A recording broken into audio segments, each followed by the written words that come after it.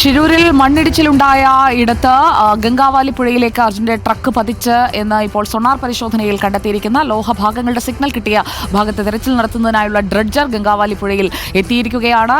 ഇപ്പോൾ തെരച്ചിലിനായി കാലാവസ്ഥ അനുകൂലമാകേണ്ടതുണ്ട്. ദീപക് മലേമ നമുക്കൊപ്പം. ദീപക് മലേമ, ഷിരൂരിൽ അവസാനം ദീപക് മലേമ വന്നപ്പോൾ ആ തെരച്ചിലിന്റെ ഘട്ടം എങ്ങനെയായിരുന്നുവെന്ന് കണ്ടതാണ്. അതിൽ നിന്ന് എത്രത്തോളം പുഴയ്ക്ക് മാറ്റം വന്നിരിക്കുന്നു? മിഷൻ ഷിരൂർ പുനരാരംഭിക്കുമ്പോൾ കാലാവസ്ഥ വീണ്ടും വില്ലനാവുകയാണോ? മഴ പെയ്യുകയാണോ ദീപക് അവിടെ? സുജയ, നേരത്തെ മഴയുണ്ട്. നേരത്തെ ശക്തമായ രീതിയിൽ തന്നെ മഴയുണ്ടായിരുന്നു. ഇപ്പോൾ അതിൽ നിന്ന് മാറ്റം വന്നിട്ടുണ്ട്. ഇവിടുത്തെ ഒരു കാലാവസ്ഥ നമ്മൾ നേരത്തെ തന്നെ വിശദീകരിക്കുന്നതാണ്. ഇത്തരത്തിൽ പലപ്പോഴും ശക്തമായി മഴ പെയ്യുകയും അതിൽ നിന്നും മാറ്റം വരികയും ഒക്കെ ചെയ്യുന്ന പ്രദേശവും കൂടിയാണ്. അതുകൊണ്ട് അതിനെ ആ നിലയ്ക്ക് മാത്രം കണ്ടാൽ മതി. ഇപ്പോൾ ഡ്രഡ്ജർ ഈ ഒരു മേഖലയിലേക്ക് എത്തിച്ചു കഴിഞ്ഞിട്ടുണ്ട്. നേരത്തെ അഭിലാഷ് സൂചിപ്പിച്ചതുപോലെ ഇനി ഏതാണ്ട് 100 മീറ്റർ കൂടി എത്തിക്കഴിഞ്ഞാൽ ലോഹഭാഗമുണ്ട് എന്ന് കരുതുന്ന ആ ഒരു പ്രദേശത്തേക്ക് ഡ്രഡ്ജർ എത്തിക്കാൻ സാധിക്കും. അതിന് പക്ഷേ കാലാവസ്ഥ പ്രതികൂലമായാൽ പോലും അത്തരത്തിൽ മണ്ണ് നീക്കം ഉൾപ്പെടെയുള്ള കാര്യങ്ങൾക്ക് തടസ്സമുണ്ടാകില്ല എന്നുള്ളത് തന്നെയാണ് നമുക്ക് ലഭ്യമാകുന്ന വിവരം. നേരത്തെ 4 സ്പോട്ടുകൾ ഐഡന്റിഫൈ ചെയ്യുകയും അതേക്കുറിച്ച് വലിയ തരത്തിലുള്ള ചർച്ചകളൊക്കെ നടക്കുകയും ചെയ്തിട്ടുണ്ടായിരുന്നതാണ്. അത് ഈ ഗംഗാവലി നദിയുടെ മധ്യഭാഗത്തായി കാണുന്ന ഈ മൺകൂന കേന്ദ്രീകരിച്ചുകൊണ്ടായിരുന്നു.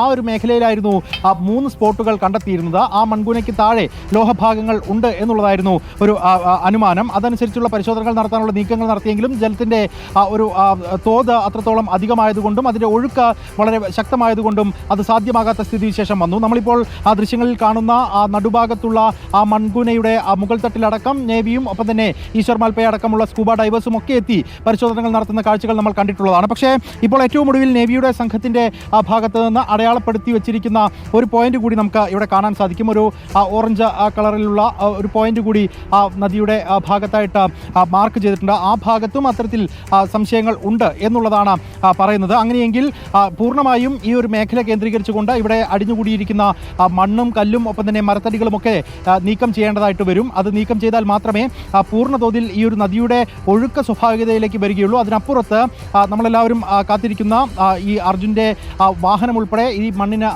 താഴ്ഭാഗത്ത് ഉണ്ടോ എന്നുള്ളത് സംബന്ധിച്ചുള്ള ഒരു വ്യക്തത കൈവരികയുള്ളൂ. നേരത്തെ സോണാർ പരിശോധന നടത്തിയപ്പോഴും ഐബോർഡ് പരിശോധന നടത്തിയപ്പോഴും ഒക്കെ ഈ ഒരു മേഖല കേന്ദ്രീകരിച്ചുകൊണ്ട് തന്നെയാണ് ലോഹഭാഗങ്ങൾ ഉണ്ട് എന്നുള്ള സ്ഥിരീകരണം ഏറെക്കുറെ വന്നിട്ടുള്ളത്. അതുകൊണ്ട് തന്നെ ഈ ഒരു ഭാഗത്തെ മണ്ണ് നീക്കം പെട്ടെന്ന് തന്നെ പൂർത്തിയാക്കുക എന്നുള്ളതാണ് ലക്ഷ്യം. അതിന് നിലവിലെ സാഹചര്യത്തിൽ ഏറ്റവും അനുകൂലമായ അന്തരീക്ഷമുണ്ട് എന്ന് പറയേണ്ടി വരും. പ്രത്യേകിച്ച് ജലത്തിൻ്റെ തോത്, അതായത് നേരത്തെ ഉണ്ടായിരുന്നതിൽ നിന്ന് ഒരുപാട് താഴ്ചയിലേക്ക് വെള്ളം മാറിയിരിക്കുന്നു. ഈ പുഴയുടെ മറുകരയിലേക്കുള്ള ദൃശ്യങ്ങൾ കൂടി കാണുകയാണെങ്കിൽ നമുക്ക് മനസ്സിലാക്കാൻ സാധിക്കും. അതായത് ആ ഒരു മേഖലയിലാണ് വീടുകൾ ഉൾപ്പെടെ ഉണ്ടായിരുന്നത്. ആ വീടുകളെന്ന് തകർന്നു പോയത് അതിൻ്റെ ദൃശ്യങ്ങൾ ഉൾപ്പെടെ നമ്മൾ പ്രേക്ഷകരിലേക്ക് എത്തിച്ചതാണ്. അതിന് ഏതാണ്ട് ആ ഒരു പ്രതലത്തിന് സമാനമായിക്കൊണ്ടായിരുന്നു നദി ഒഴുകിയിരുന്നത്. അതിൻ്റെ കുത്തൊഴുക്കും അത്രത്തോളം ശക്തമായിരുന്നു. പക്ഷേ അതിൽ നിന്ന് ഏറെ താഴേക്ക് പോയിരിക്കുന്നു. ഇപ്പോൾ നമുക്കവിടെ ആ ഒരു ജലം ഒഴുകിയെത്താൻ വേണ്ടി പ്രത്യേകം നേരത്തെ ക്രമീകരിച്ചിരുന്ന ഒരു ഹോൾ ഉൾപ്പെടെ കാണാൻ സാധിക്കുന്നുണ്ട്. ആ മേഖലയിലൊക്കെ തന്നെ ജലത്തിൻ്റെ തോത് അത്രത്തോളം കുറഞ്ഞിട്ടുണ്ട്. മൺകൂന ജലോപരിതലത്തിലേക്ക് വളരെ ഉയർന്നു കാണുന്ന ഒരു സാഹചര്യത്തിലേക്ക് എത്തുകയും ചെയ്തിട്ടുണ്ട്. അതുകൊണ്ട്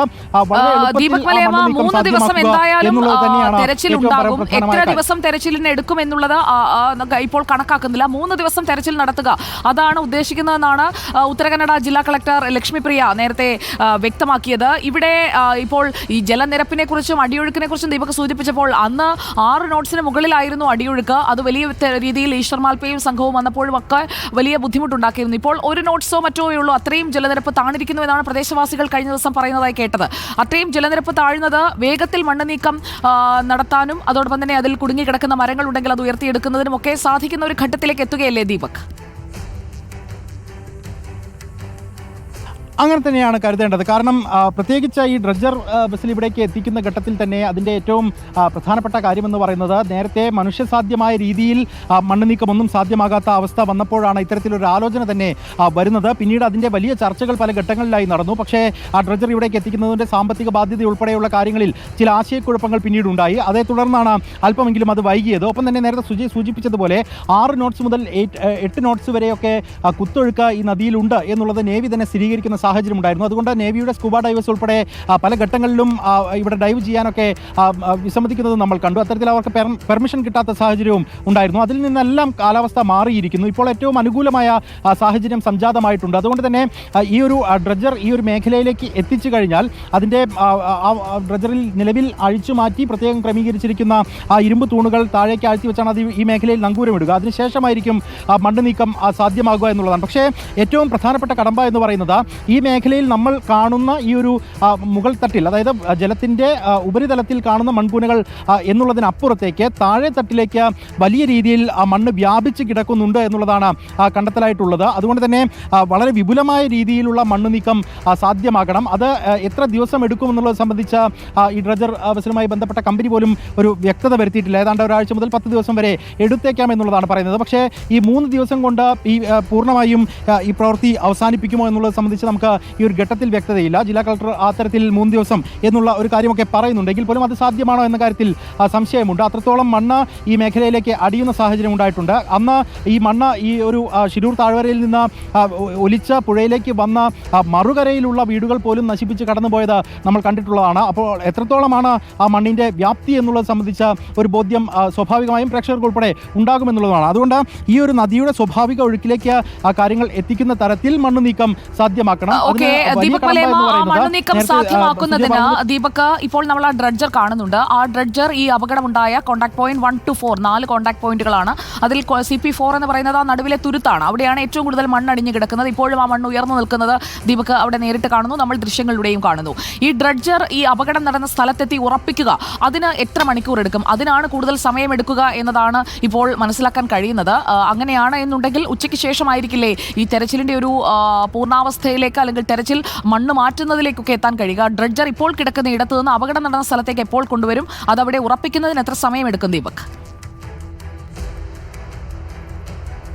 അതായത് സുജയ, ഞാൻ നിൽക്കുന്നത് ഈ ഒരു അപകടം നടന്നതിൻ്റെ തൊട്ട് അരികിലാണ്. ഈ ഒരു മേഖലയിലേക്കുള്ള ദൃശ്യങ്ങൾ കൂടി പ്രേക്ഷകരിലേക്ക് എത്തിച്ചാൽ അതിലൊരു വ്യക്തത വരുമെന്നുള്ളതാണ്. അതായത് ഈ ഒരു മേഖലയിൽ നിന്നാണ് മണ്ണ് പൂർണ്ണമായും ഇടിഞ്ഞ് താഴ്ഭാഗത്തേക്ക് പതിച്ചിരിക്കുന്നത്. അതിൻ്റെ ആ ഒരു മേഖല നമുക്ക് ഇപ്പോൾ ദൃശ്യങ്ങളിൽ കാണാം. അതിൻ്റെ വിപരീത വശത്ത് ഗംഗാവലി ഒഴുകുന്നുണ്ട്. ആ ഗംഗാവലിയുടെ നടുത്തട്ടിലേക്കാണ് പതിച്ചിരിക്കുന്നത്. അതേസമയം തന്നെ നമുക്ക് മറ്റൊരു ദൃശ്യവും കൂടി കാണാം. ഏതാണ്ട് ഇവിടെ നിന്നും ഒരു 200 മീറ്റർ മാത്രം മാറിയാണ് ഡ്രഡ്ജർ ഉള്ളത്. ആ ഡ്രഡ്ജർ അവിടെ നിന്നും ഇവിടേക്ക്, അതായത് ഈ മൺകൂന നിൽക്കുന്ന ഈ പ്രദേശത്തേക്കാണ് എത്തിക്കേണ്ടത്. അത് എത്തിച്ചു കഴിഞ്ഞാൽ അതിലുള്ള ആ ഇരുമ്പ് തൂണുകൾ വെച്ചാണ് ആ ഡ്രഡ്ജർ ഇവിടെ നങ്കൂരമിടുന്നത് എന്നുള്ളതാണ്. അങ്ങനെയെങ്കിൽ അത് വീണ്ടും ഘടിപ്പിക്കുന്നതിന് പൂർവ്വസ്ഥിതിയിലേക്ക് എത്തിക്കുന്നതിന് ഏതാണ്ട് 5 മണിക്കൂറോളം സമയമെടുക്കുമെന്നുള്ളതാണ് കമ്പനി പറയുന്നത്. അങ്ങനെയെങ്കിൽ ഇന്ന് ഇനിയിപ്പോൾ പൂർണ്ണതോതിൽ ആ മണ്ണ് നീക്കം ആരംഭിക്കുമോ എന്നുള്ളത് സംബന്ധിച്ച് നമുക്കൊരു വ്യക്തത കൈവരുത്താൻ ഇതുവരെ കഴിഞ്ഞിട്ടില്ല. ഇനി അല്പസമയത്തിനകം തന്നെ ഡ്രഡ്ജർ അവിടെ നിന്നും ഇവിടേക്ക് എത്തിക്കുകയാണെങ്കിൽ സ്വാഭാവികമായും വൈകിട്ടോടുകൂടി തന്നെ മണ്ണ് നീക്കം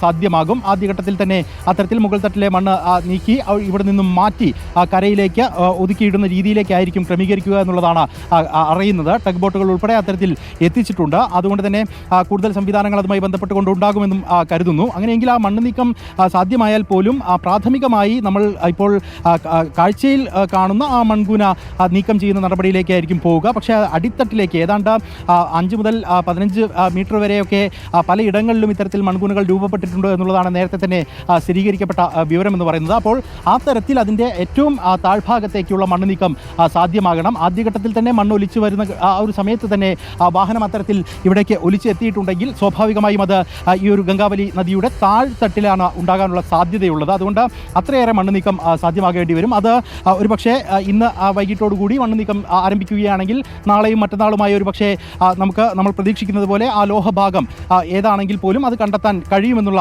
പ്രതീക്ഷ ഇപ്പോഴും വെച്ചു പുലർത്തുന്നുണ്ട്. അത്തരത്തിലുള്ള നീക്കങ്ങൾ തന്നെ ഡ്രഡ്ജർ കമ്പനിയുടെ ഭാഗത്ത് നിന്ന് ഉണ്ടാകുമെന്ന് നമ്മൾ പ്രതീക്ഷിക്കുകയും ചെയ്യുന്നുണ്ട്. സുജയ, നദിയുടെ അടിത്തട്ടിന്റെ സ്ഥിതി അത് സോണാർ പരിശോധനയിൽ കുറച്ചുകൂടി വ്യക്തമാക്കാൻ സാധിക്കും. പുഴയുടെ അടിത്തട്ടിൽ വലിയ തടസ്സമുണ്ട് എന്നുള്ള ഒരു വിലയിരുത്തലാണ് നാവികസേന എത്തിയിരിക്കുന്നത്. ഇന്നലെയും ഈ തെരച്ചിൽ അവർ നടത്തിയിരുന്നു. നേരത്തെ ഉണ്ടായിരുന്നതിൽ നിന്ന് ദീപക്, ഒരു പ്രധാനപ്പെട്ട കാര്യം, ഈ നേരത്തെ ഉണ്ടായിരുന്നതിൽ നിന്ന് നമ്മളിപ്പോൾ പുഴയുടെ മേൽത്തട്ടിൽ ഒഴുക്കിൽ 1 നോട്ടിന് താഴേക്ക് പുഴയുടെ അടിയൊഴുക്ക് എത്തിയിരിക്കുകയാണ്. അതുകൊണ്ട് തന്നെ അടിത്തട്ടിലും കാര്യമായ മാറ്റങ്ങൾ ഉണ്ടാകാനുള്ള സാധ്യതയുണ്ട്. ശക്തമായ മഴയൊക്കെ ഈ തെരച്ചിൽ നിർത്തിവെച്ചിരുന്ന 1 മാസ കാലയളവിൽ ഗംഗാവലിയുടെ വൃഷ്ടിപ്രദേശങ്ങളിലൊക്കെ പെയ്തിട്ടുണ്ട്. അവിടെ നിന്ന് മരങ്ങളൊക്കെ ഒഴുകി വരാൻ അല്ലെങ്കിൽ മണ്ണൊഴുകി വരാനുള്ള ഒരു സാധ്യതയുണ്ട്. അങ്ങനെ ഈ വന്നിട്ടുള്ള ഘടനാപരമായ മാറ്റങ്ങൾ അതുകൂടി പരിഗണിച്ചുകൊണ്ടുള്ള പരിശോധനകളിലേക്ക് കൂടി കടക്കില്ലേ ഈ ഡ്രഡ്ജിങ്ങിന് തൊട്ട് മുൻപ്?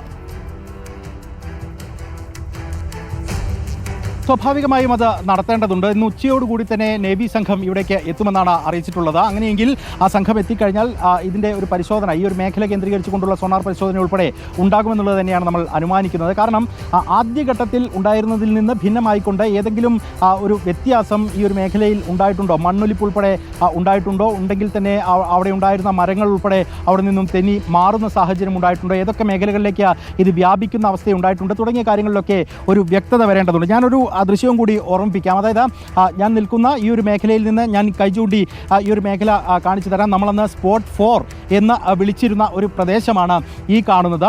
അതായത് അപ്പുറത്ത് മൺതിട്ടയുണ്ട്, അവിടെയാണ് സ്പോട്ട് 1, 2, 3 എന്ന് രേഖപ്പെടുത്തിയിരുന്നത്.